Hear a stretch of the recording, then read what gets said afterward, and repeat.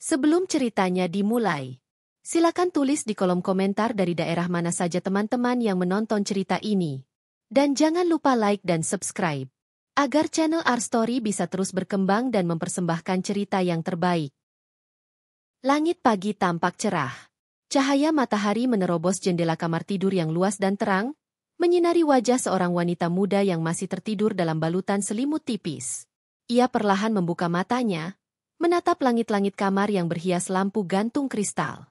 Tubuhnya menggeliat pelan, mencoba membangunkan diri sepenuhnya. Nela bangkit dari tempat tidur dengan gerakan pelan, lalu duduk di tepi ranjang sambil menarik napas panjang. Rambut panjangnya terurai acak, namun tetap terlihat indah. Ia menatap cermin besar yang berdiri di sudut kamar, memperhatikan dirinya sendiri tanpa ekspresi.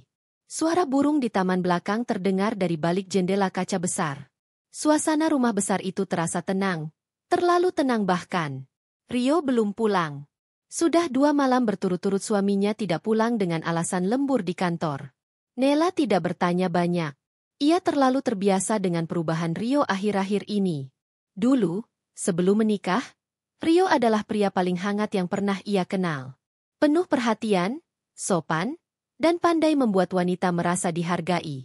Tapi itu dulu. Sekarang, Rio lebih sering sibuk sendiri. Pulang malam, bahkan kadang menginap entah di mana, dan selalu berkata bahwa ia sedang dalam tekanan kerja. Nela selalu percaya, atau setidaknya mencoba mempercayainya. Tapi sebagai wanita, instingnya tak pernah salah. Ada yang berubah.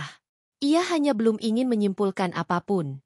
Setelah mandi dan mengenakan pakaian santai, Nela turun ke lantai bawah. Rumahnya luas, bergaya modern minimalis dengan sentuhan klasik di beberapa sudut. Ia berjalan melewati ruang tamu, menuju dapur tempat pembantunya sudah menyiapkan sarapan. "Mbak Nela mau sarapan sekarang?" tanya Bu Sumi, pembantu rumah tangganya yang sudah bekerja sejak Nela masih gadis. "Iya, Bu. Terima kasih ya," jawabnya pelan. Ia duduk di meja makan, menatap piringnya kosong sebelum akhirnya mengambil roti panggang dan mengoleskan selai stroberi perlahan-lahan. Pikiran Nela melayang jauh. Ia teringat masa kecilnya, ketika hidupnya sederhana dan penuh perjuangan.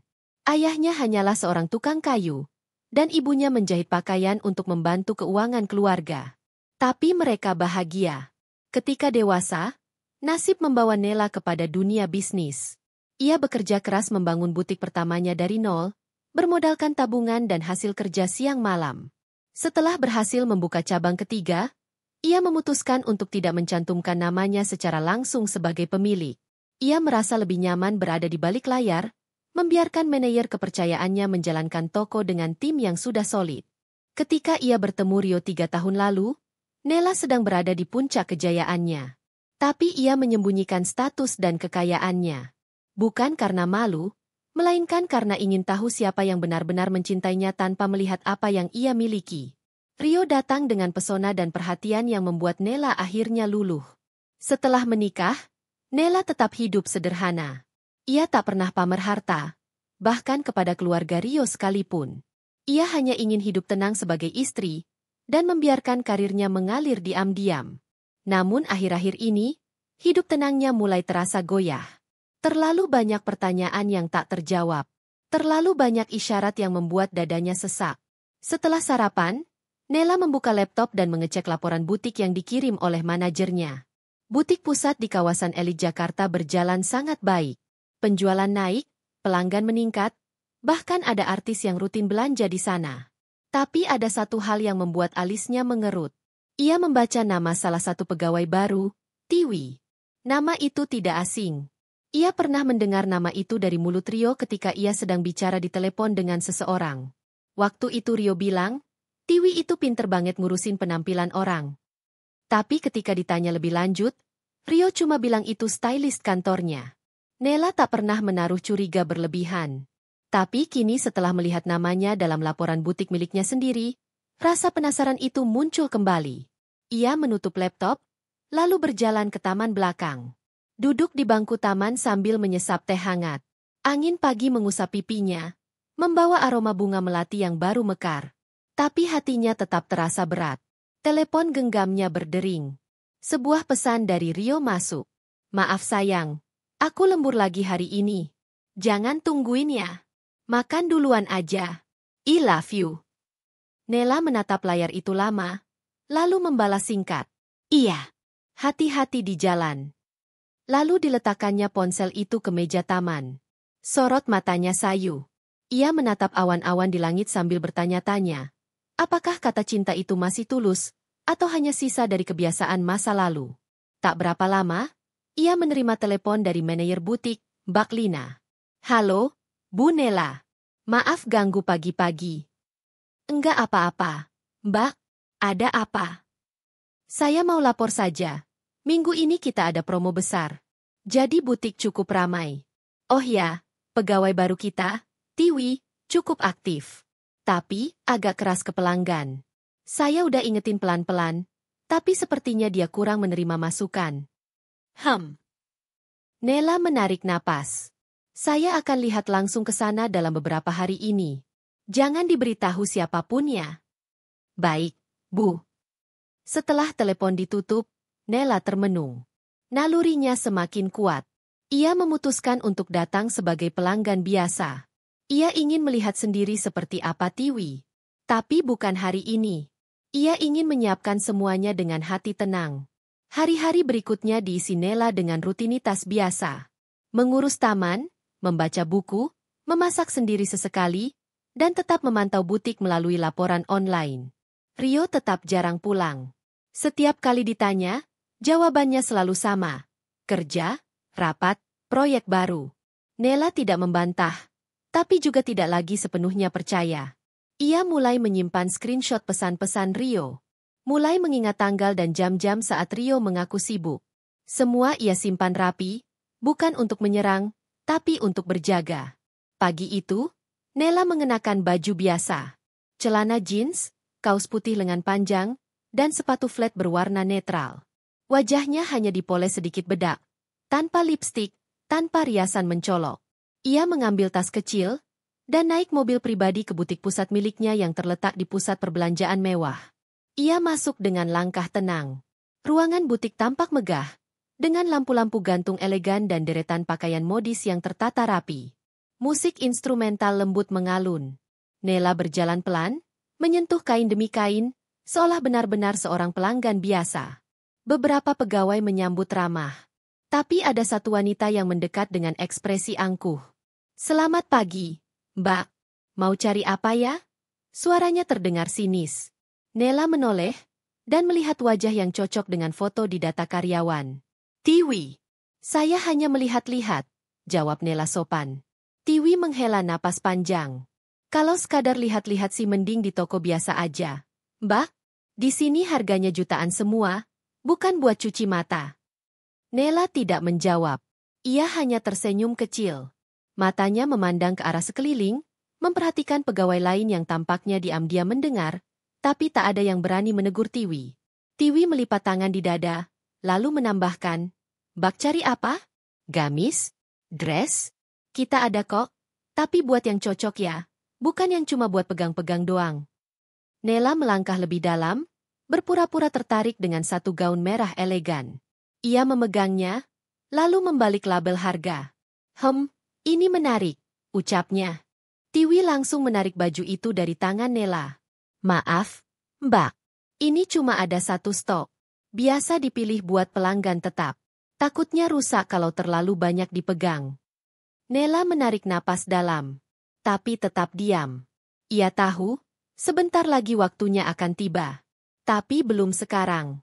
Ia ingin melihat sejauh mana tingkah Tiwi bisa melampaui batas. Ia melangkah ke arah pojok butik. Di sana ada satu sofa kecil untuk pengunjung duduk. Nela duduk, lalu membuka ponselnya. Mengirim satu pesan singkat ke manajer. Mbak Lina, saya ada di butik sekarang. Duduk di sudut kanan, dekat rak aksesoris. Beberapa menit kemudian, Mbak Lina keluar dari ruangan belakang dan matanya langsung membelalak saat melihat Nela. Tapi Nela memberikan kode dengan jari agar tidak mendekat.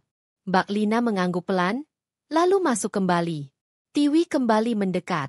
Mbak, kalau nggak beli, saya minta maaf ya. Kita butiknya terbatas tempat duduknya.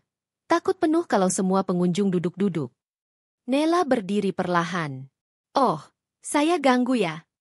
Sedikit. Karena pelanggan tetap kita mau datang siang ini. Nela tersenyum. Baiklah.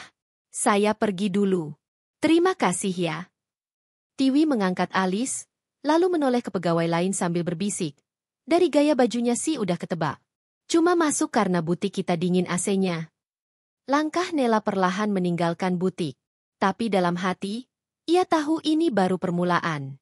Besok, Tiwi akan mengenal siapa dirinya sebenarnya. Dan Rio juga. Pagi hari datang seperti biasa. Namun suasana hati Nela berbeda. Setelah kejadian kemarin di butik, ia merasa ada bara kecil dalam dadanya.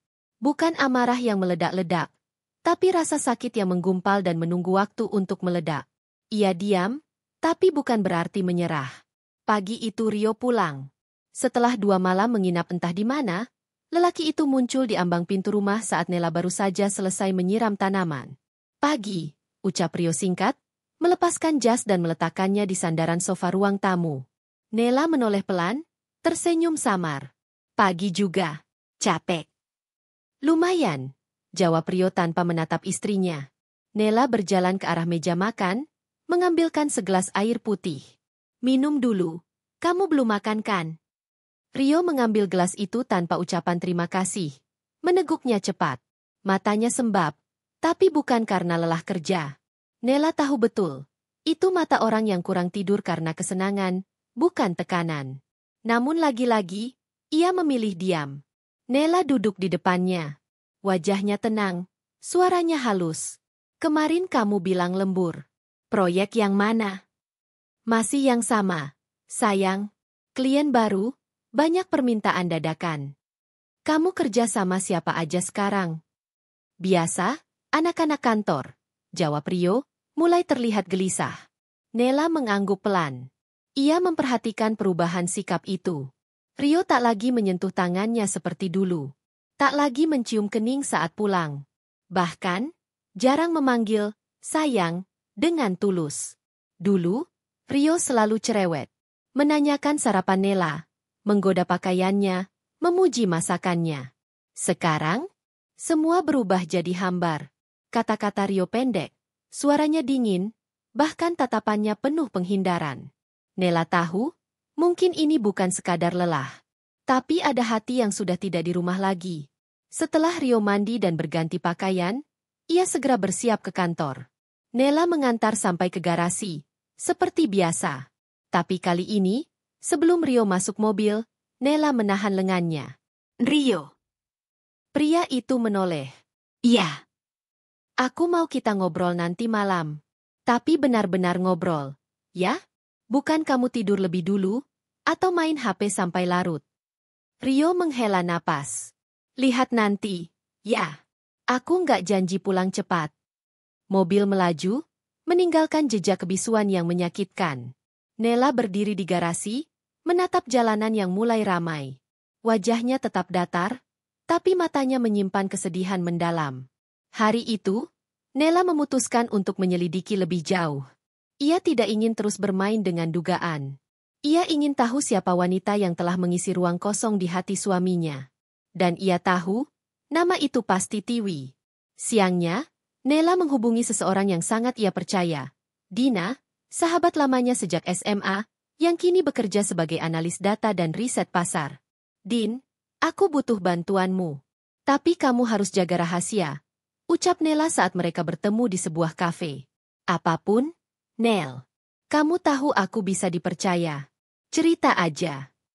Aku mau kamu cari tahu tentang seorang wanita bernama Tiwi. Dia kerja di butikku, cabang pusat. Dan aku curiga dia ada hubungan dengan Rio. Dina terkejut. Rio? Suamimu? Nela mengangguk pelan. Ya. Tapi aku butuh bukti. Aku nggak bisa asal tuduh. Dina mengambil catatan kecil. Nama lengkapnya kamu tahu? Enggak. Tapi dari laporan butik, namanya Tiwi Ramadhani. Oke. Kasih aku waktu 2 hari. Aku akan telusuri sosial media, nomor HP kalau bisa, dan siapa jaringan sosialnya. Kalau dia memang ada hubungan sama Rio, pasti kelihatan. 2 hari terasa lama bagi Nela. Tapi ia menahannya. Ia berusaha tetap menjalani hari dengan wajar, meskipun dalam hatinya terus dihantui kecemasan. Setiap kali Rio pulang malam, ia mencatat jamnya. Setiap ada pesan masuk dari Rio, ia screenshot. Rio sendiri mulai semakin menjauh. Malam-malamnya dihabiskan dengan alasan rapat dadakan. Bahkan kadang lupa mengucapkan selamat malam. Dulu, Rio suka memijat pundaknya, membacakan buku, atau sekadar menemani menonton drama. Sekarang, hanya bayangan lelaki yang masih serumah.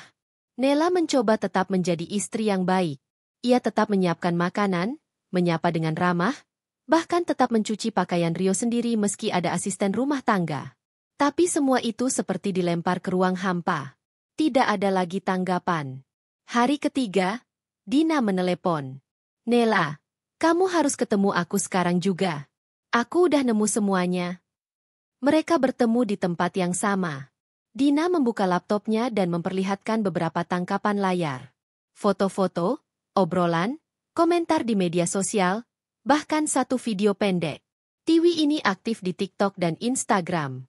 Banyak video dia shopping barang mewah, makan di restoran fancy. Tapi yang lebih penting, lihat ini. Nela memandangi layar laptop. Di sana, terlihat sebuah video pendek. Tiwi sedang berada di sebuah restoran. Seseorang merekamnya diam-diam. Dan di seberangnya duduk Rio. Rio sedang menyuapi Tiwi, tertawa lepas, tangannya menyentuh pipi wanita itu. Mereka terlihat terlalu dekat untuk disebut rekan kerja. Aku juga cek lokasi postingannya. Hampir semua tempat itu sama dengan lokasi yang Rio cekin di email kantornya yang bocor ke forum kantor. Mereka pergi bareng, Nel. Bukan sekadar kenal. Nela menahan napas. Tubuhnya gemetar perlahan. Bukan karena marah, tapi karena hatinya remuk. Aku juga dapat data dari aplikasi ride sharing. Rio pakai mobil sewaan atas nama kantor, dan semua alamat tujuannya cocok dengan lokasi Tiwi pernah upload story. Nela menutup mata.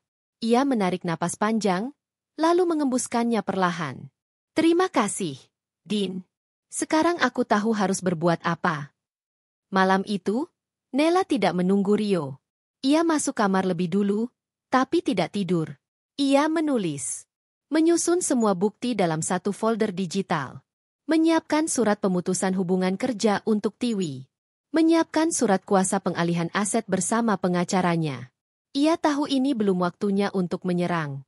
Tapi saatnya pasti akan datang. Dan ia tidak akan ragu. Pukul 1.15 dini hari, Rio pulang. Nela membuka mata, menatap jam, lalu kembali berpura-pura tidur. Rio masuk kamar pelan-pelan, mencium keningnya sekilas, kebiasaan lama yang masih tersisa. Tapi dingin. Tak ada rasa.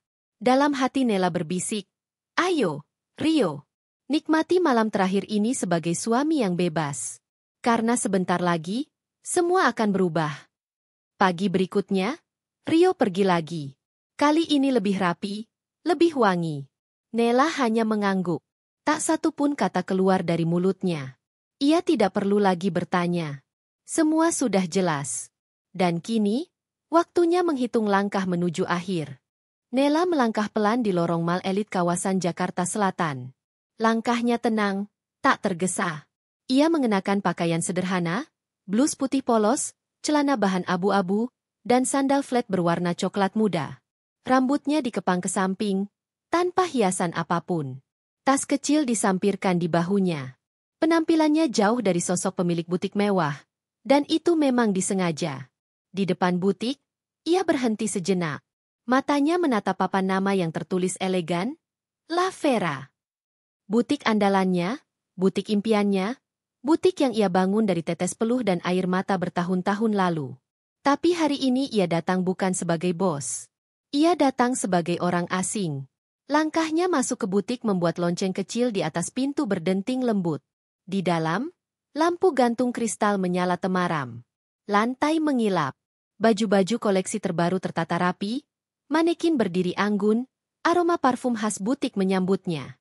Beberapa staf terlihat sibuk membereskan rak. Salah satu di antaranya menyambut dengan ramah. Namun sebelum sempat mendekat, seorang perempuan melangkah cepat dan menyela. Permisi. Suara perempuan itu terdengar tegas dan agak ketus. Mbak cari apa ya? Nela menoleh. Sosok wanita itu berambut panjang, disemir pirang keemasan. Wajahnya cantik, dengan makeup mencolok dan alis ditarik tajam. Name tag di dadanya bertuliskan, Tiwi, Senior Fashion Assistant. Nela tersenyum tipis. Saya cuma lihat-lihat dulu. Tiwi menyipitkan mata, lalu menatap dari ujung kepala sampai kaki. Maaf, sebelumnya, di sini, bak tahu ya, harganya gak main-main. Banyak pelanggan masuk, lihat-lihat doang, terus keluar sambil foto-foto. Jadi, kalau Mbak benar-benar mau beli, saya temani. Tapi kalau cuma lihat-lihat. Tiwi tidak melanjutkan kalimatnya, tapi nada suaranya penuh penekanan. Nela tetap tenang. Saya lihat sendiri dulu gak apa-apa, ya? Tiwi mendengus pelan, lalu berjalan menjauh. Tapi tidak benar-benar pergi. Ia berdiri tak jauh, mengawasi, menggumam pelan pada rekan kerja yang lain. Model-model kayak gitu nih, cuma ngabisin waktu. Kalau beli juga pasti tanya diskon. Rekan kerjanya, Ayu, tampak canggung. Tiwi, pelan-pelan dong ngomongnya. Udah biasa. Dari gaya bajunya aja udah tahu. Jawab Tiwi dengan gaya tubuh malas-malasan. Nela berjalan menuju rak tengah. Di sana tergantung gaun biru laut dengan potongan elegan dan jahitan detail di bagian lengan. Ia menyentuh kainnya, merasakan teksturnya. Karya desainer muda yang ia rekrut sendiri setahun lalu. Belum sempat ia membalik label harga, Tiwi datang lagi. Itu limited edition, Mbak. Hanya satu stok. Biasanya disiapkan buat pelanggan tetap. Mbak mau saya carikan yang lain aja? Nela menatapnya sesaat. Saya suka yang ini. Boleh saya coba? Tiwi tersenyum miring. Mbak udah tahu harganya. Nela mengangguk. 10 juta, Mbak. Gak termasuk aksesoris. Itu pun belum tentu cocok ya. Karena cuttingnya untuk postur tertentu. Nela masih tenang. Saya coba dulu. Boleh? Tiwi menghela napas berat. Ikut saya. Mereka masuk ke ruang ganti. Tiwi membuka tirai kasar. Nela masuk, membawa gaun itu. Beberapa menit kemudian, Nela keluar. Gaun biru itu pas di tubuhnya. Ia terlihat anggun meskipun tanpa makeup atau high heels. Beberapa pelanggan yang lewat meliriknya, bahkan ada yang berbisik-bisik memuji. Namun Tiwi hanya melipat tangan. Not bad. Tapi kalau Mbak memang niat beli, kita minta DP ya. Soalnya barang seperti itu nggak bisa ditahan. Nela menatap dirinya di cermin besar. Wajahnya tetap tenang. Saya ambil. Tapi nanti, saya mau lihat yang lain dulu. Tiwi kelihatan tidak percaya. Ia melirik jam tangannya dan terlihat tidak sabar. Mbak, kalau mau mutusin cepat ya. Soalnya ada pelanggan langganan kita biasa suka model ini. Saya takut nggak kebagian. Nela membuka tirai, masuk lagi ke bilik ganti, lalu berganti pakaian. Saat keluar, ia mengembalikan gaun itu ke tangan Tiwi. Terima kasih ya, sudah bantu, ucap Nela pelan. Tiwi tidak menjawab, hanya memutar mata dan langsung menggantung kembali gaun itu. Nela berjalan ke bagian aksesoris. Ia mengambil kalung emas putih berdesain simpel. Lalu melihat-lihat tas kulit asli dari Italia yang baru tiba minggu lalu. Tiwi menghampiri lagi.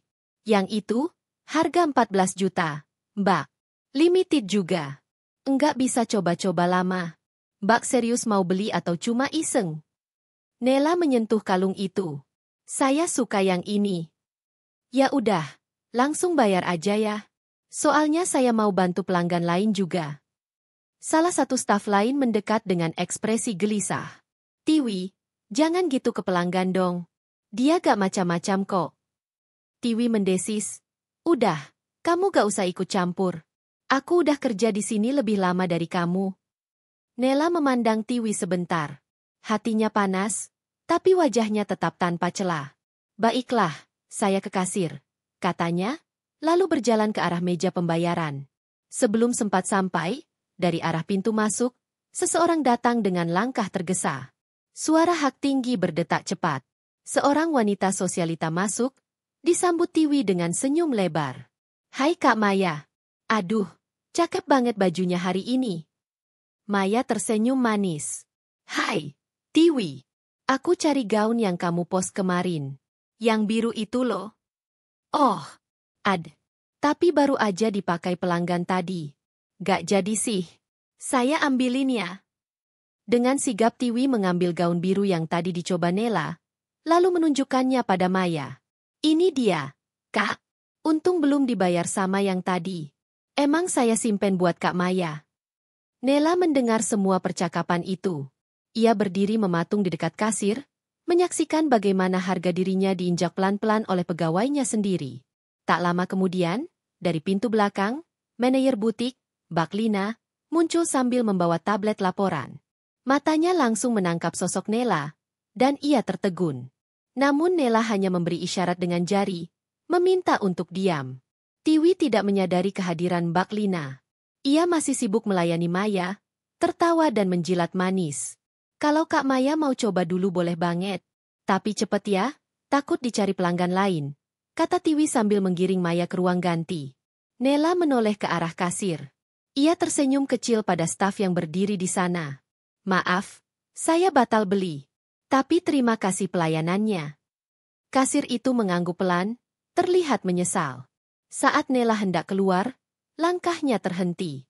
Dari luar butik, ia melihat seseorang berjalan ke arah butik, dengan senyum lebar, membawa bunga. Sosok itu adalah Rio. Rio masuk ke dalam butik, disambut Tiwi dengan pelukan dan kecupan singkat di pipi. Maya yang melihat hanya tersenyum geli. Oh, ini yang kemarin kamu ceritain, Tiwu? Iya, Kak. Ini, kenalin, Rio. Nela berdiri kaku. Dunia seolah berhenti berputar. Rio tak melihat Nela yang berdiri beberapa meter di samping manekin. Matanya hanya tertuju pada Tiwi. Pria itu tampak begitu bahagia, begitu nyaman. Tak ada kesan bersalah. Tak ada rasa canggung. Nela melangkah keluar tanpa suara. Ia tidak menangis. Tapi matanya sembab. Ia berjalan cepat, keluar dari mal, masuk ke mobil, dan duduk diam selama beberapa menit. Tangannya gemetar saat meraih kemudi. Tapi dalam pikirannya, semuanya sudah jelas. Hari itu, ia pulang tanpa satupun barang dari butiknya sendiri. Namun ia membawa satu hal yang lebih penting, kebenaran. Dan dengan kebenaran itulah, semuanya akan ia mulai. Langkah pertama dari sebuah akhir yang akan membuat dua pengkhianat itu mencicipi sakit yang selama ini ia telan sendirian. 1 minggu berlalu setelah kunjungan Nela ke butik.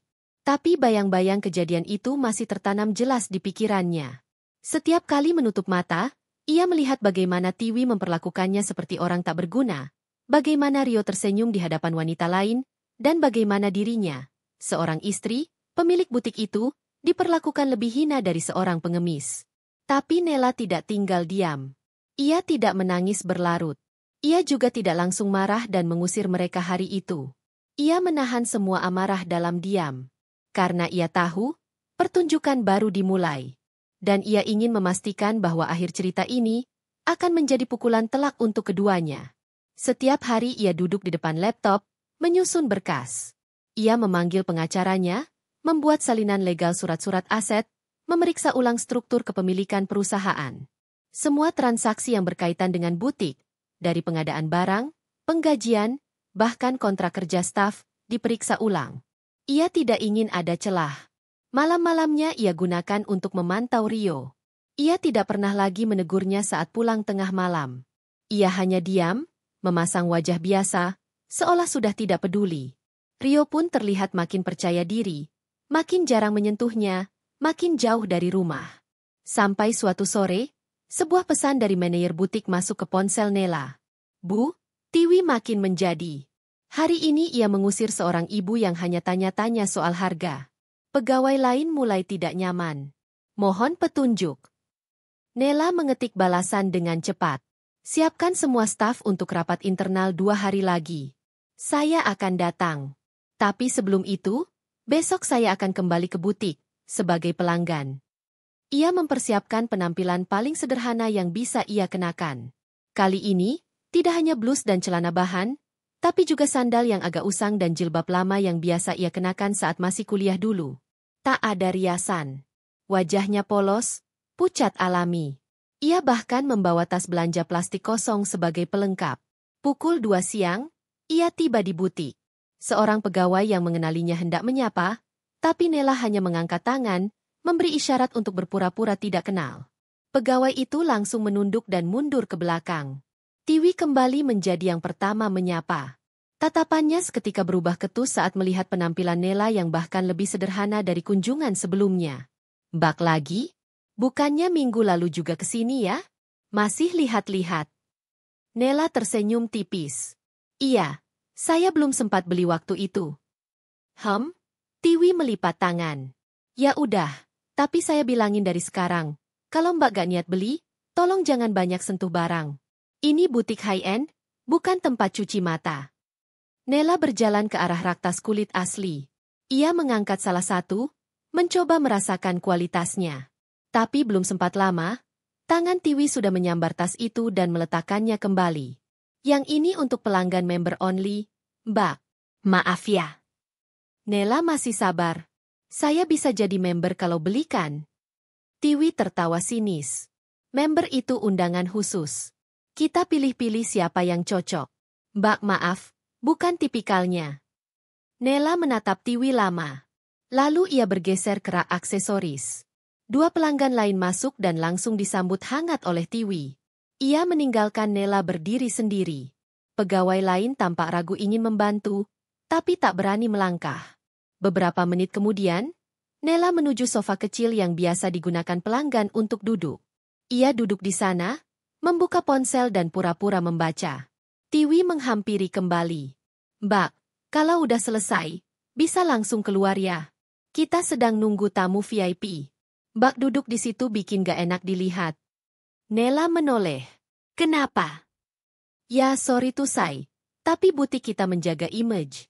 Kalau ada tamu penting lihat Mbak duduk begini, ya kesannya kita bukan butik mahal lagi. Nela berdiri pelan. Oh, jadi saya bikin butik ini jelek? Tiwi menyeringai. Saya cuma menjaga kualitas. Mbak, jangan baper ya. Nela menatap ke arah kasir. Kalau saya mau beli semua tas di rak itu, bisa? Tiwi mengerutkan dahi. Mbak yakin? Semua? Itu totalnya lebih dari 100 juta. Loh? Saya bisa bayar sekarang. Tiwi tertawa. Mbak, jangan bercanda. Saya nggak suka diginiin. Kalau Mbak niat beli, ya bayar satu aja dulu. Jangan omdo. Nela membuka tas plastik kecilnya dan mengeluarkan sebuah kartu hitam, kartu eksklusif dari bank swasta internasional. Tiwi tercengang. Ini kartu asli, bukan? Nela menatapnya lurus. Coba gesek. Tiwi ragu-ragu mengambil kartu itu dan berjalan ke kasir. Kasir menatapnya dengan bingung. Tapi ketika melihat kartu itu, ia langsung panik. Tiwi, ini kartu atas nama. Diam, desis Nela dari belakang. Belum waktunya. Tiwi masih berpura-pura kuat. Ya udah. Mau beli tas yang mana? Semuanya. Kita harus data dulu, Mbak. Dan, kalau nanti gak lolos verifikasi, jangan salahin saya. Nela menatap jam tangannya. Lalu ia tersenyum. Kalau begitu, saya tunggu sambil duduk. Tiwi sudah mulai panik. Saat Nela duduk lagi, pintu belakang terbuka. Mbak Lina, sang manajer, muncul bersama dua pria dari kantor pusat. Permisi, ucap Mbak Lina, lalu berjalan ke arah tengah butik. Selamat siang semuanya. Kami akan mengumumkan hal penting. Tiwi langsung menghampiri. Lina, kamu ngapain bawa orang kantor pusat? Saya belum laporan minggu ini loh. Diam, Tiwi. Suara Nela akhirnya berubah tegas. Ia berdiri dari sofa dan berjalan pelan ke tengah butik. Semua mata kini menatap ke arahnya. Nela mengambil mikrofon kecil dari tangan Mbak Lina. Ia berdiri di tengah butik dengan tatapan dingin, penuh wibawa. Saya Nela, katanya lantang. Pemilik butik ini. Dan hari ini, saya datang bukan sebagai pelanggan, tapi sebagai atasan kalian. Ruangan hening. Tiwi membuka mulut, lalu menutupnya lagi. Wajahnya pucat. Nela melanjutkan, suaranya stabil. Saya datang ke sini 2 kali. Saya diperlakukan buruk. Dihina. Diperlakukan lebih rendah dari orang asing. Oleh siapa? Oleh pegawai saya sendiri. Dan lebih menyakitkan oleh wanita yang ternyata adalah selingkuhan suami saya. Semua staf terkejut. Beberapa pelanggan menutup mulut karena terkejut. Tiwi berusaha tertawa. Mbak, maksudnya apa? Ini lelucon kan? Nela berjalan ke arahnya, berdiri tepat di depan wajah Tiwi. Mulai hari ini, kamu saya pecat. Semua akses kamu ke sistem butik ini dicabut. Gaji terakhir akan dibayar sesuai prosedur. Tapi catatan kamu akan disebar ke seluruh jaringan butik kami. Kamu tidak akan bekerja di tempat seperti ini lagi. Tiwi gemetar. Enggak, Mbak, saya minta maaf. Sudah terlambat. Nela memberi isyarat pada staf keamanan. 2 orang pria berseragam mendekat. Mereka memegang lengan Tiwi yang mulai menangis. Jangan usir saya, Mbak. Saya janji berubah. Saya butuh pekerjaan ini. Dulu saya juga butuh harga diri saya. Tapi kamu hancurkan. Sekarang rasakan. Tiwi diseret keluar butik. Rio, yang datang beberapa menit kemudian dan melihat keributan itu, hanya bisa menatap bengong. Saat matanya bertemu Nela, istrinya menatapnya dengan dingin. Tanpa kata. Rio mendekat. Nela, kamu ngapain ini? Nela menyerahkan satu berkas. Surat dari pengacara. Baca itu. Kamu juga sudah selesai. Rio berdiri membeku di depan butik, memegang amplop coklat yang berisi surat gugatan cerai dan bukti-bukti pengkhianatannya. Wajahnya pucat, tangan gemetar, peluh dingin mengalir dari pelipisnya. Di sekelilingnya, beberapa orang masih menatap, berbisik-bisik dengan tatapan sinis. Dunia seolah runtuh, dan ia menjadi pusat dari reruntuhan itu. Nela berdiri di ambang pintu butik, tubuhnya tegak, wajahnya tanpa ekspresi. Tapi sorot matanya dingin, menusuk, dan mematikan. Tak ada lagi istri yang lemah lembut, tak ada lagi wanita yang rela mengalah demi menjaga rumah tangga. Yang berdiri di depannya kini adalah wanita kuat, pemilik dari seluruh harga diri yang telah dihancurkan oleh pria di depannya. Nela, ini semua salah paham. Suara Rio nyaris tak terdengar. Nela tak menjawab. Ia hanya menatapnya, lalu membalikan tubuh, melangkah kembali masuk ke butik, meninggalkan Rio berdiri sendiri, dengan reputasi dan harga dirinya yang mulai ambruk. 2 hari kemudian, surat gugatan cerai resmi dikirim ke rumah. Rio membacanya dengan tangan gemetar. Semua bukti sudah disiapkan Nela. Foto, video, rekaman, bahkan transaksi pengeluaran uang yang digunakan Rio untuk membiayai Tiwi. Setiap lembar surat itu adalah pukulan bertubi-tubi bagi Rio, menghancurkan egonya sebagai pria, sebagai suami, dan sebagai manusia. Ia mencoba menghubungi Nela berkali-kali. Tapi nomor itu tak lagi aktif. Rumah telah kosong saat ia pulang.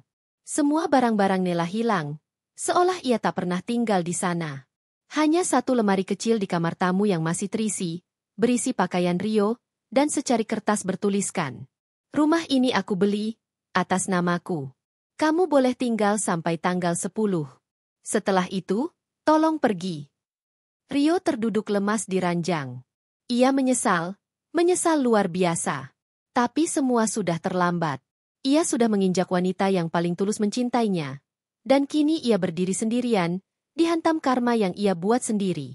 Sementara itu, Nela melanjutkan hidupnya. Ia pindah ke apartemen mewah miliknya sendiri, menyendiri sejenak untuk menenangkan hati dan pikiran. Ia tak menangis. Ia sudah habis air mata.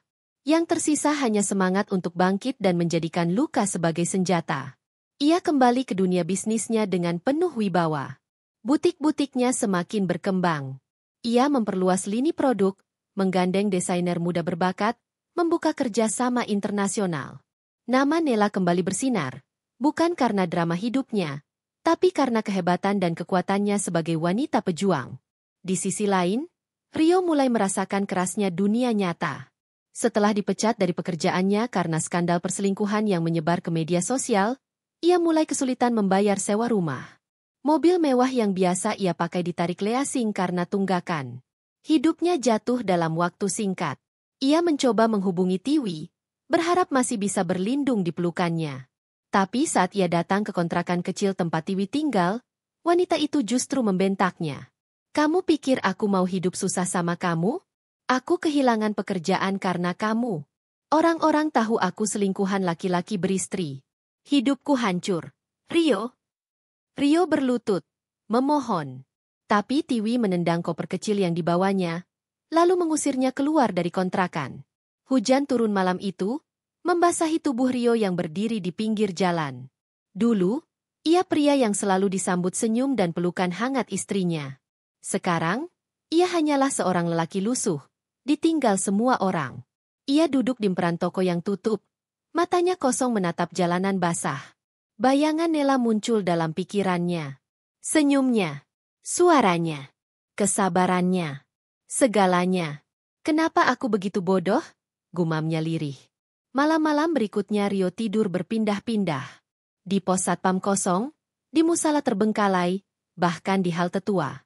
Ia mencoba mencari pekerjaan, tapi tidak ada perusahaan yang mau menerima mantan pegawai bermasalah dengan skandal viral. Namanya tercoreng. Suatu hari ia melihat Nela dari kejauhan, berjalan keluar dari Hotel Bintang 5, mengenakan dres putih elegan, didampingi oleh 2 rekan kerja pria dan 1 wanita. Ia tampak cantik, elegan, sukses. Tak ada bekas luka di wajahnya. Tak ada jejak kesedihan. Rio bersembunyi di balik tiang. Ia tak punya nyali untuk mendekat. Tak lama kemudian, Nela menaiki mobil hitam panjang dengan plat khusus. Ia tertawa pelan saat berbincang dengan rekan-rekannya. Rio hanya bisa menunduk, menelan ludah, dan memejamkan mata. Di butik pusat, suasana kini jauh berbeda. Para staf lebih ramah, lebih disiplin, dan lebih semangat. Nela rutin datang, memeriksa laporan langsung, menyapa pegawai, bahkan memberi bonus untuk kinerja yang baik. Ia membuktikan bahwa kekuatan bukan berarti kekerasan, bahwa kelembutan bukan berarti lemah. Suatu sore, Ayu, salah satu pegawai lama, menghampirinya. Bu Nela, saya senang sekarang suasananya jauh lebih tenang. Nela tersenyum. Saya juga. Kalian semua layak dapat lingkungan kerja yang sehat. Ayu ragu-ragu. Saya tahu mungkin ini bukan tempatnya. Tapi, Tiwi sekarang kabarnya susah. Katanya numpang sana-sini. Nela hanya mengangguk pelan. Itu urusannya. Saya sudah beri kesempatan berkali-kali. Tapi dia sendiri yang hancurkan semuanya. Ayu menunduk. Saya paham, Bu. Nela kembali ke mejanya. Ia membuka laptop, membaca laporan penjualan. Tapi pikirannya melayang. Bukan karena Rio, tapi karena dirinya sendiri. Ia menyadari sesuatu. Kadang, untuk kembali berdiri, seorang wanita harus hancur dulu. Dan dari kehancuran itulah, ia menemukan kekuatan sebenarnya. Sore itu, hujan turun perlahan. Tapi di dalam butik, cahaya tetap terang. Seorang wanita duduk di belakang meja utama, menatap layar komputer dengan tatapan penuh keyakinan. Ia bukan sekadar pemilik butik. Ia adalah pemilik masa depannya sendiri. Dan tak ada satupun pria, bahkan mantan suaminya sendiri, yang bisa mengambil itu darinya lagi. Malam itu, Nela duduk di balkon apartemen mewahnya, secangkir teh melati hangat di tangannya. Lampu-lampu kota berkedip bagai bintang yang jatuh ke bumi, jalanan ramai, namun hatinya kini tenang. Ia bukan lagi Nela yang dulu, bukan wanita yang menunggu suami pulang sambil menahan rindu dan tanya. Ia kini adalah wanita yang mengatur waktunya sendiri, menentukan langkahnya tanpa bergantung pada siapapun. Angin malam menerpa wajahnya. Dingin, tapi juga menyegarkan. Ia membuka laptopnya, membaca laporan keuangan butik pusat dan cabang Bandung. Angka-angka menunjukkan peningkatan. Penjualan naik signifikan sejak kampanye promosi yang ia gagas sendiri. Ponselnya berbunyi. Dina sahabat sejak SMA. Hei, Nel, suara Dina ceria. Aku udah kirim proposal kerja sama brand Paris yang kamu minta. Mereka tertarik. Minggu depan mereka mau video call langsung sama kamu. Serius? Suara Nela langsung berbinar. Serius? Mereka suka sama katalog koleksi kamu yang musim ini. Katanya elegan tapi tetap nyentuh karakter Asia. Nela tersenyum. Terima kasih ya, Din. Tanpa kamu, aku mungkin belum sampai tahap ini. Kamu cuma perlu satu hal, Nel. Apa? Percaya kalau kamu memang pantas sukses. Karena kamu bukan cuma wanita kuat, kamu juga pintar. Dan, kamu udah terlalu lama menyimpan luka yang bukan salah kamu. Nela terdiam. Kata-kata itu menghujam langsung ke dadanya. Ia menghela napas dalam-dalam. Aku memang harus mulai percaya pada diriku sendiri lagi, bisiknya. Setelah menutup telepon, Nela berdiri. Ia memandang jauh ke langit gelap yang berhiaskan bintang. Dalam diamnya, ia menguatkan tekad. Ia tak hanya ingin bertahan. Ia ingin melesat lebih tinggi. Luka masa lalu tak bisa ia ubah. Tapi masa depan masih bisa ia tentukan.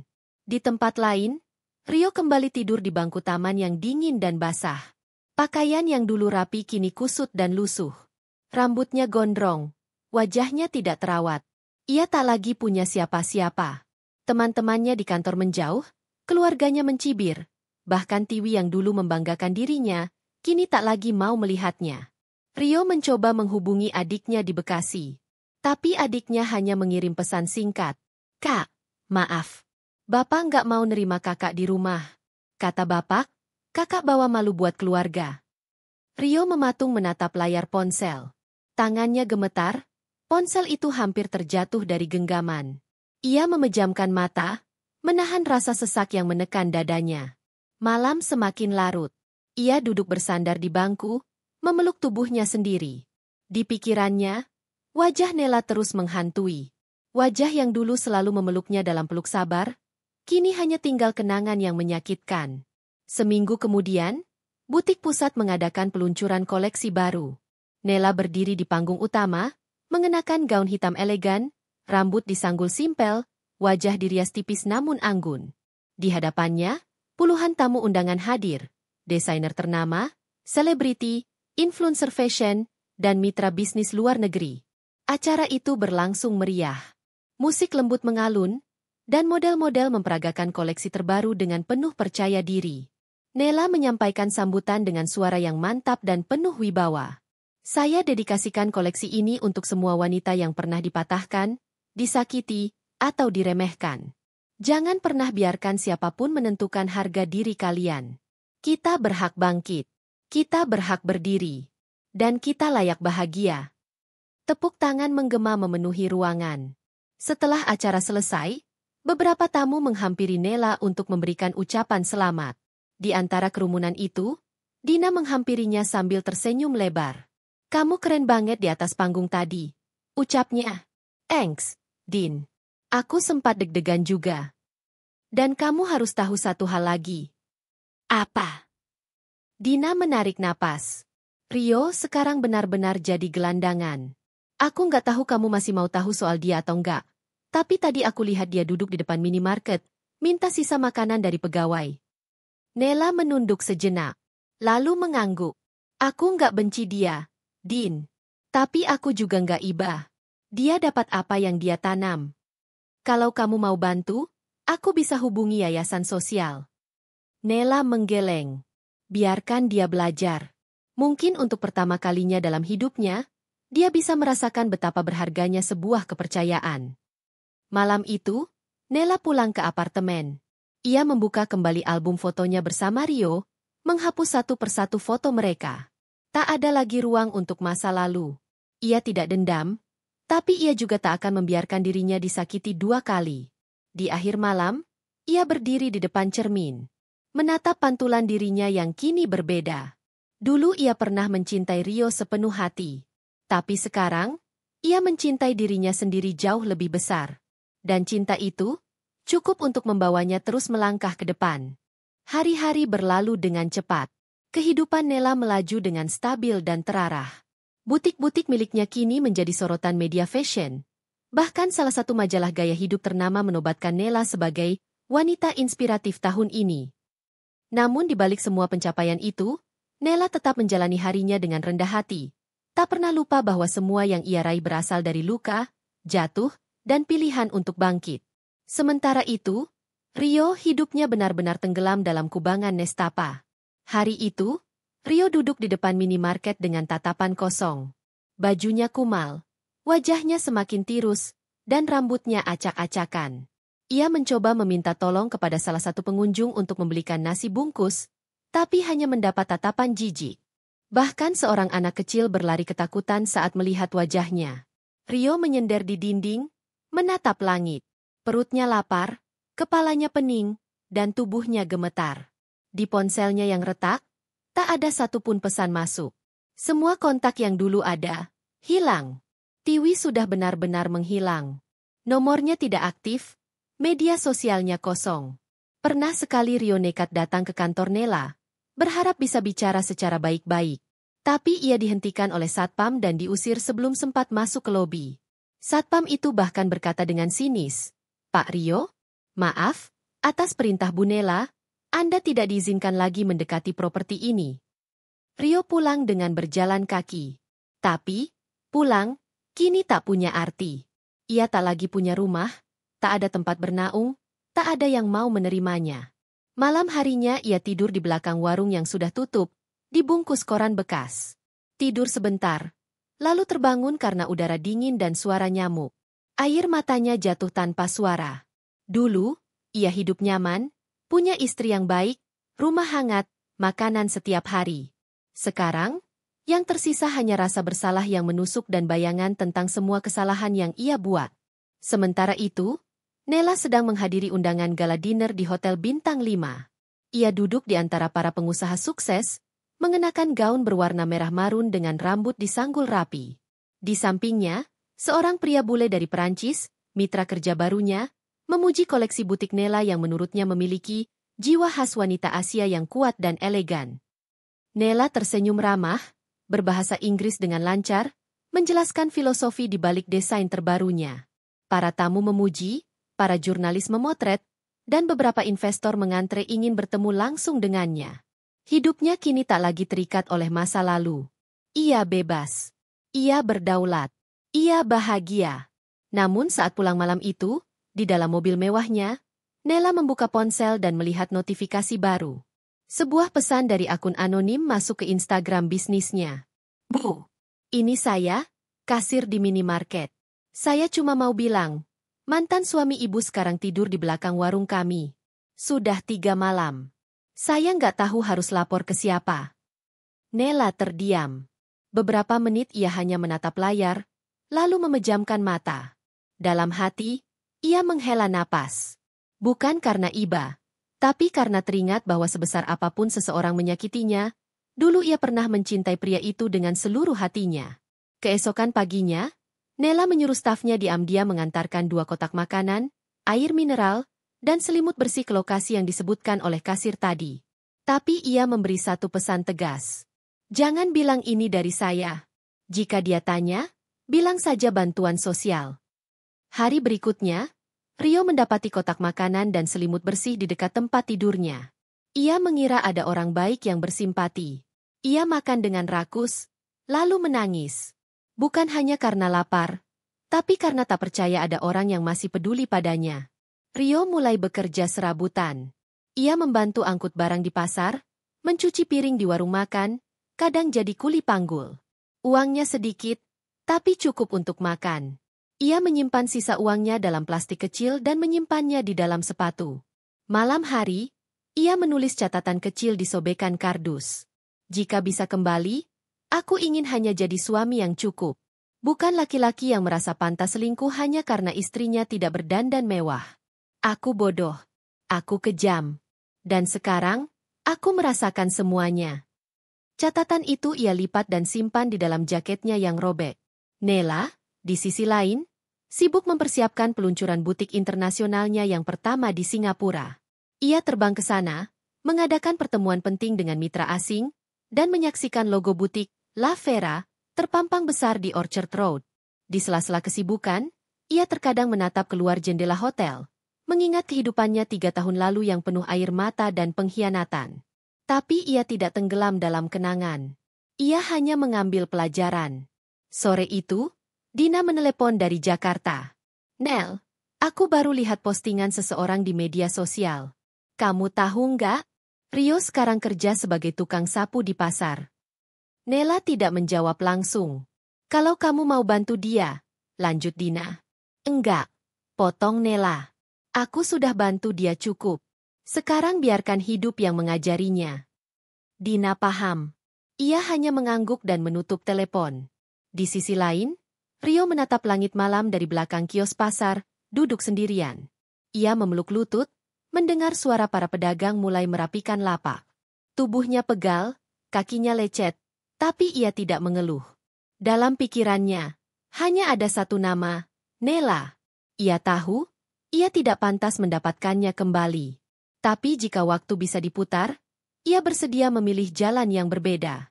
Ia bersedia hidup sederhana, asal bisa memperbaiki segalanya. Tapi waktu tak pernah menoleh ke belakang. Dan kesalahan besar selalu datang dengan harga mahal.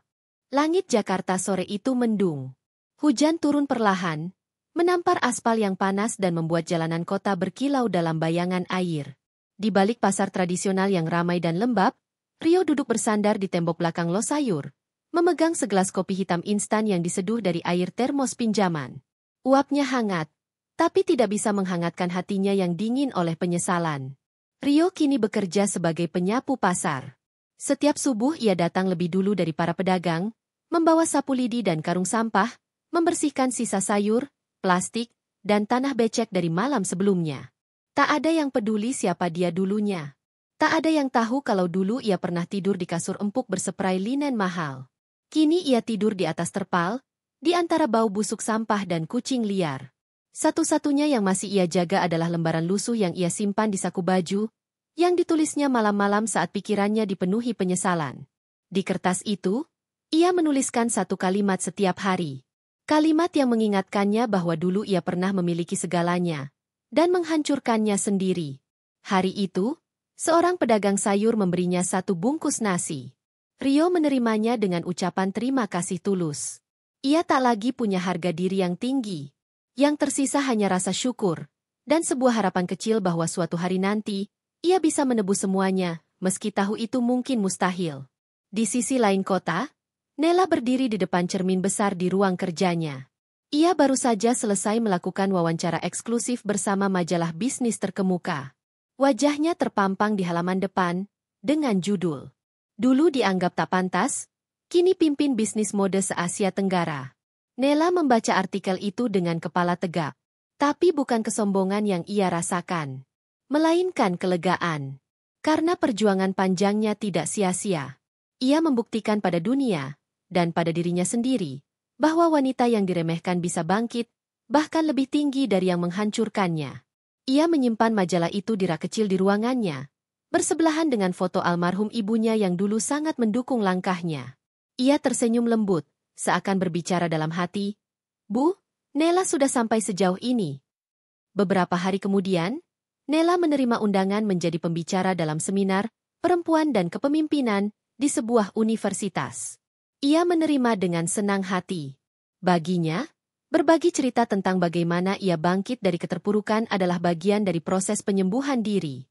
Di acara itu, ia berdiri di podium dengan anggun. Mahasiswa-mahasiswa memandangnya dengan kagum.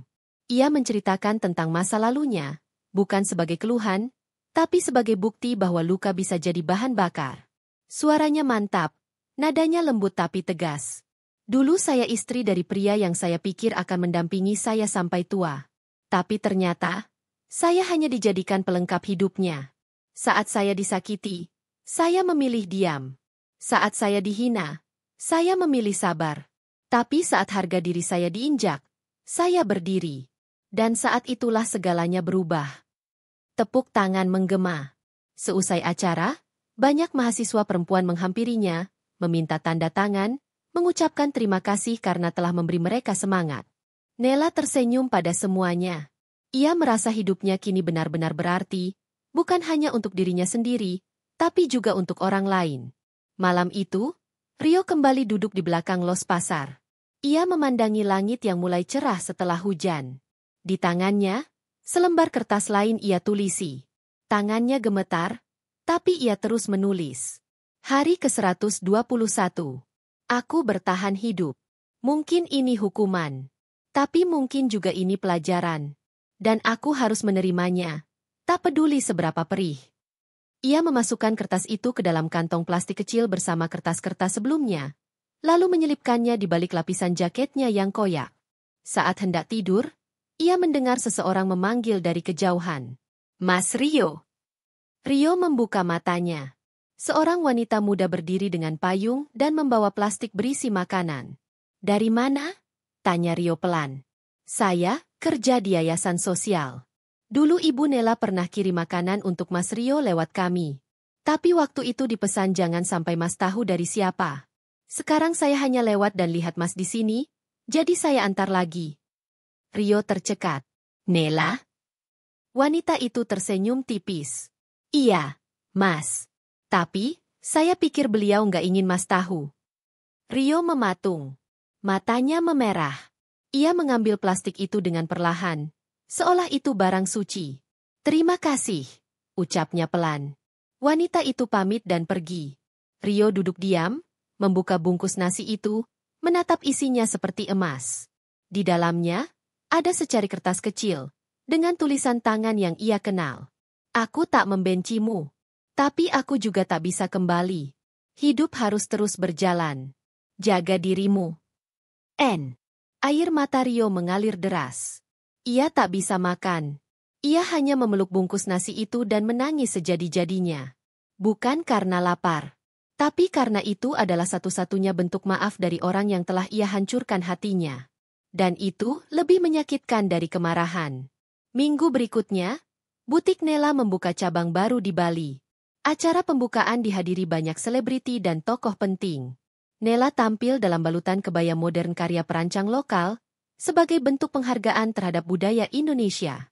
Ia berbicara di atas panggung, menyampaikan terima kasih pada semua yang pernah percaya padanya, dan juga pada semua yang pernah meremehkannya, karena tanpa itu, ia tidak akan menjadi dirinya yang sekarang. Selesai acara, ia berjalan sendirian di tepi pantai, menatap matahari terbenam. Kakinya tenggelam dalam pasir, angin laut membelai rambutnya. Ia menutup mata, dan untuk pertama kalinya, ia benar-benar merasa damai. Dulu ia pernah diinjak, dihina, dikhianati. Tapi hari ini, ia berdiri di atas kakinya sendiri. Dan esok ia akan terbang lebih tinggi. Pagi itu, langit Jakarta cerah.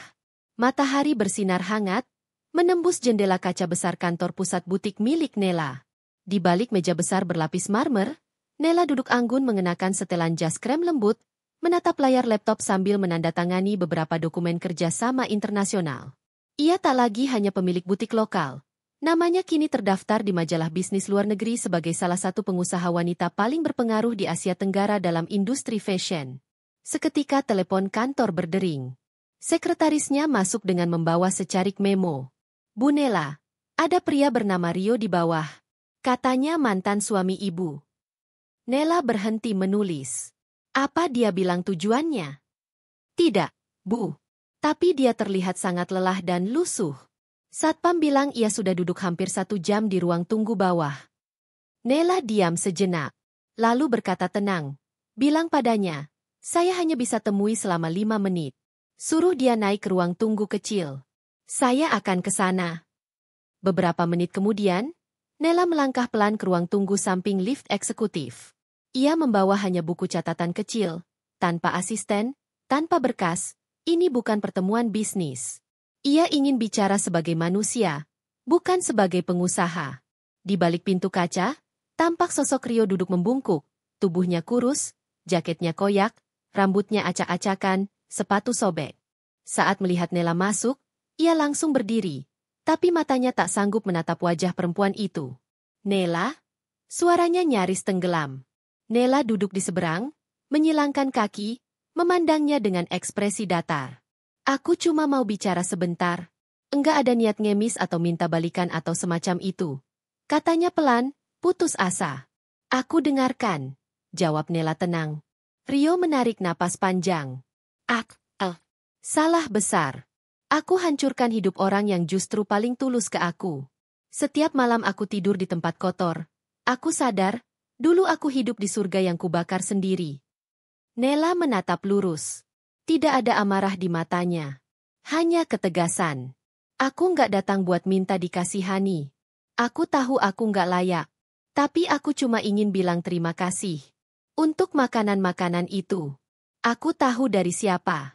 Kamu nggak perlu bohong soal itu. Nela mengangguk kecil. Aku cuma nggak mau kamu mati kelaparan. Bukan karena masih cinta. Tapi karena kamu dulu pernah jadi bagian dari hidupku. Rio mulai menangis. Suaranya pecah. Aku nyesel. Tiwi pergi. Kerjaan nggak ada. Teman menjauh. Aku cuma pengen bisa minta maaf langsung. Itu aja. Habis ini aku nggak akan ganggu kamu lagi. Aku janji. Nela menatap tangannya sendiri sejenak, lalu kembali menatap Rio. Permintaan maaf kamu kuterima, Rio. Tapi bukan berarti luka ini hilang. Apa yang kamu lakukan bukan hal kecil. Tapi aku sudah memaafkanmu sejak lama. Aku hanya memilih untuk tidak lagi menyembuhkan luka. Karena lukanya justru yang membuat aku kuat. Rio menangis tanpa suara. Hanya air mata yang jatuh deras. Ia tak bisa berkata apa-apa lagi. Nela berdiri. Kamu sudah cukup bicara. Dan aku juga sudah cukup mendengar. Sekarang jalanmu dan jalanku sudah berbeda. Jangan datang lagi. Tapi jaga dirimu. Rio menatapnya penuh kesedihan. Kamu beneran gak bisa lihat aku, sekali lagi, sebagai bagian dari hidupmu? Nela tersenyum pahit. Tidak. Rio. Aku sudah terlalu jauh melangkah ke depan. Tak ada tempat lagi untuk masa lalu. Ia keluar dari ruangan tanpa menoleh. Tak satu pun air mata jatuh dari matanya. Ia sudah melewati titik terlemah dari hidupnya. Dan kini ia terlalu kokoh untuk runtuh kembali. 1 minggu kemudian, butik Nela mengadakan peluncuran lini busana muslimah premium. Acara digelar di ballroom Hotel Bintang 5, dihadiri tokoh-tokoh penting, selebriti, dan perancang kenamaan. Nela tampil sederhana dengan gamis modern warna gading dan hijab satin lembut, namun pesonanya tak bisa dibohongi. Dalam sesi wawancara, seorang wartawan bertanya, Bu Nela, siapa tokoh yang paling memengaruhi perjalanan hidup Anda hingga bisa sehebat ini? Nela tersenyum dan menjawab dengan kalimat yang membuat semua hening. Tokoh yang paling memengaruhi saya adalah diri saya sendiri. Saat saya dipatahkan, saya memilih berdiri. Saat saya dijatuhkan, saya bangkit. Dan saat saya ditinggalkan, saya belajar berjalan sendiri. Tepuk tangan bergemuruh memenuhi ruangan. Dan di pojok kota yang lain, di warung kecil tempat para kuli makan, Rio duduk sendirian. Tangannya menulis kalimat terakhir di lembaran catatan hariannya. Hari ke-170. Hari ini aku minta maaf secara langsung. Dan dia memaafkanku. Itu cukup. Mungkin hidup tidak memberiku kesempatan kedua, tapi setidaknya, aku bisa belajar hidup sebagai manusia. Ia melipat kertas itu dan menatap langit. Hujan mulai turun. Rio tersenyum. Untuk pertama kalinya dalam berbulan-bulan. Bukan karena bahagia, tapi karena ia akhirnya menerima takdirnya. Tak semua orang mendapat kesempatan kedua, dan itu bukan tragedi. Itu pelajaran. Dan Nela? Ia melangkah semakin jauh, semakin tinggi. Bukan lagi sebagai korban, tapi sebagai perempuan yang menyelamatkan dirinya sendiri. Mentari pagi menyapa gedung butik pusat yang kini menjulang seperti simbol kekuatan yang dibangun dari reruntuhan luka. Nela duduk di sudut rooftop kantor barunya, sebuah ruangan kaca minimalis penuh tanaman hijau dan udara segar. Secangkir kopi hangat mengepul di meja kecil. Pagi itu, tak ada pertemuan, tak ada wawancara, tak ada agenda berat. Ia hanya ingin duduk sendiri, mendengar suaranya sendiri lagi setelah berbulan-bulan dikelilingi banyak hal. Ponselnya bergetar. Sebuah notifikasi dari email masuk.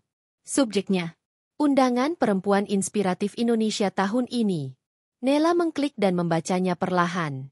Ia diundang sebagai pembicara utama dan penerima penghargaan tertinggi untuk kategori pengusaha perempuan paling berpengaruh. Ia tersenyum kecil. Bukan senyum kemenangan, tapi senyum lega. Karena apa yang dulu tak pernah ia kira akan jadi miliknya, kini datang sebagai hasil dari kerja keras dan luka yang ia torehkan dengan berdarah-darah. Ia membalas email dengan kalimat singkat. Dengan senang hati. Terima kasih atas kehormatannya. Beberapa jam kemudian, Nela berjalan menyusuri butik cabang barunya yang dirancang dengan konsep rumah yang memeluk perempuan. Setiap ruangannya didesain bukan hanya untuk menjual baju, tapi untuk memberikan pengalaman emosional, cermin-cermin besar dengan pesan afirmasi positif, sofa nyaman, dan musik lembut yang menenangkan. Para pengunjung bukan hanya datang untuk berbelanja, tapi untuk merasa dilihat, dimengerti, dan dihargai. Di salah satu fitting room, Nela melihat seorang wanita muda menangis pelan. Ia menghampiri tanpa suara, lalu duduk di samping wanita itu. "Kamu baik-baik saja?" tanya Nela lembut. Wanita itu mengusap air matanya, lalu berkata, "Suami saya baru nikah diam-diam sama teman saya sendiri. Saya bingung harus kemana. Saya masuk ke butik ini cuma buat cari ketenangan." Nela terdiam sejenak. Lalu ia mengambil cermin tangan kecil dari rak, memberikannya pada si wanita. "Kamu tahu siapa yang paling kuat dalam cerita kamu?" tanya Nela sambil menatap mata wanita itu. Wanita itu menggeleng. Orang yang masih bisa duduk, bernapas, dan berkata jujur tentang rasa sakitnya. "Dan itu kamu?" jawab Nela. Wanita itu menangis lebih deras. Tapi kali ini bukan karena hancur, melainkan karena merasa tidak sendirian.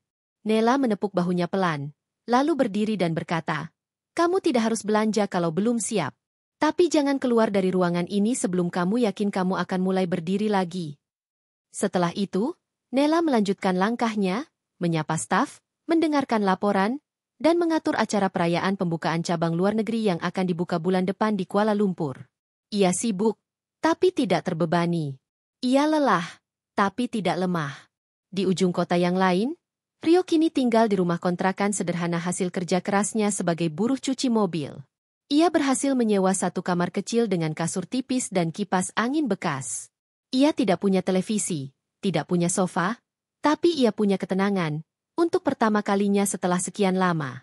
Setiap malam sebelum tidur, ia membaca kembali semua catatan hariannya yang ditulis selama menjadi gelandangan. Dan malam itu, ia menulis. Hari ke-203. Aku belajar hidup tanpa rasa berharap orang kembali. Aku hanya ingin cukup jadi manusia yang bisa hidup dengan jujur, meski tak punya siapa-siapa lagi. Ia menutup buku itu, meniup lilin kecil di meja, dan tidur tanpa mimpi. Beberapa bulan kemudian, Nela berdiri di atas panggung besar. Panggung itu penuh sorot cahaya, kamera, dan tepuk tangan ratusan orang yang menghargai perjalanannya. Ia mengenakan gaun putih sederhana dengan selendang emas bertuliskan, "Tokoh perempuan inspiratif." Saat tiba gilirannya berbicara, ia melangkah maju, lalu menghela napas. Ia memandangi para perempuan di depan, di kursi-kursi auditorium yang penuh harap dan luka yang mungkin masih sembunyi. "Terima kasih untuk penghargaan ini," katanya mantap. "Tapi izinkan saya bilang, saya tidak jadi kuat karena saya ingin. Saya jadi kuat karena saya tidak punya pilihan lain. Saya pernah dicampakan, dihina, bahkan diusir dari butik saya sendiri oleh orang yang saya beri cinta. Tapi saya memilih untuk tidak tinggal dalam duka. Saya memilih untuk berubah, bukan untuk membalas, tapi untuk membebaskan diri." Ia menatap mereka satu persatu. "Untuk semua perempuan di sini, kamu tidak perlu cantik agar dihormati. Kamu tidak perlu kaya untuk dihargai. Kamu hanya perlu tahu bahwa kamu berharga bahkan ketika dunia bilang kamu tidak." Suara tepuk tangan bergemuruh. Beberapa bahkan berdiri.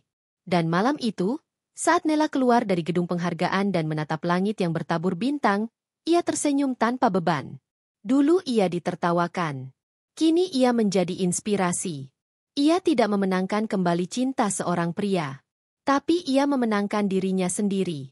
Dan itu jauh lebih berharga dari segalanya.